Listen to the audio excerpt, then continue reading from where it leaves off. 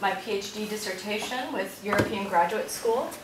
Do you have sort of, I don't know if I have an actual question around that, but thoughts around that as a concept, like Eisenstein, where film is an idea?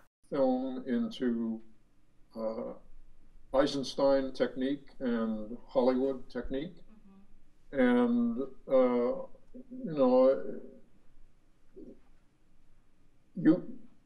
Hollywood technique was, in its classic form, designed to pretend that the edit was not there. Whether they actually achieved that or not, I don't think they did, but that was the goal, was to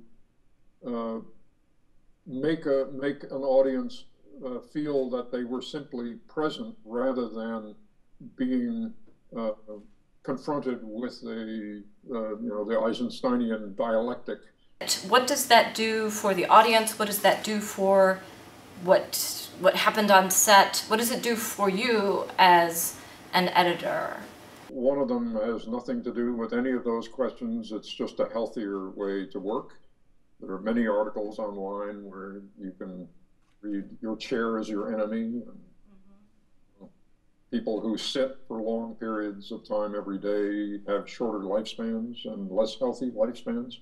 So it was something that I started doing. I started working standing up back in the mid-'60s because you had to do it in those days. The machine required you to do it. And then the machines changed in the '70s, and you could, and you, in fact, were encouraged to sit down. And that's where I felt the emergence of the problem. Began to have stiffness in the shoulders and back problems. And so I rebelled against that in the '80s and have been re-standing ever since. Interview that said that you do not go on set, that you prefer to wait until the shoot is over and engage the material from that point of view. Yeah, I mean, okay. Go ahead. No, I do go on set when I'm asked to go on set. I don't go on set just to hang out. And what I said before applies equally to this. There are very talented editors who do go on set. So you're getting down into just personal preferences that are quirky. And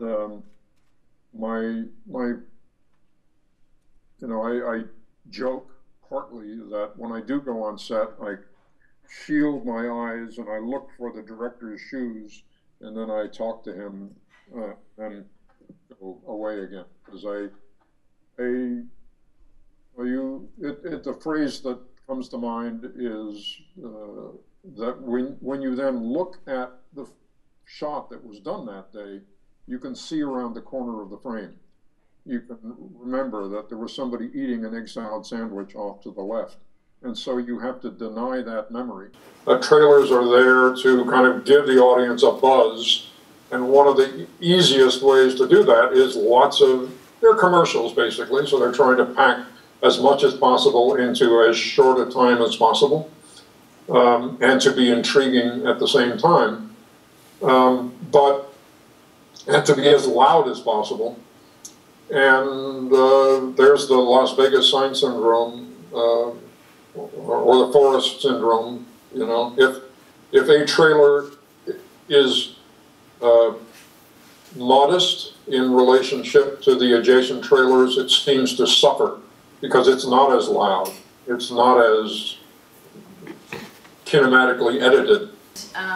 We feel close to you, even though you don't know us. So thank you for everything that you've contributed. You've influenced my students so greatly.